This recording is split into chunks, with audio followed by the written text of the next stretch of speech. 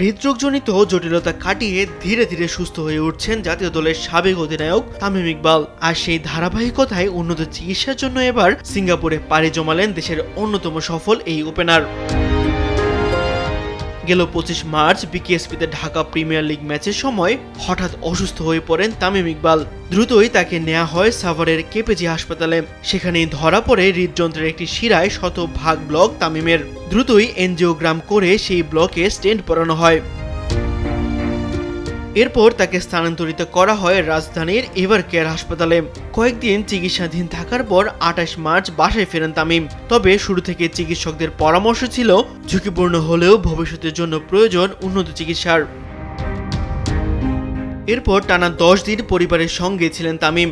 পরিস্থিতির উন্নতি হলেও চিকিৎসকদের পরামর্শেই অবশেষে সোমবার রাতে সিঙ্গাপুরের উদ্দেশ্যে দেশ ছাড়েন তিনি। তবে সিঙ্গাপুরের কোন হাসপাতালে তামিম ভর্তি হয়েছেন তা এখনও নিশ্চিত হওয়া যায়নি। তাসবিহ শরণ, স্পোর্টস ডেস্ক, দেশ টিভি।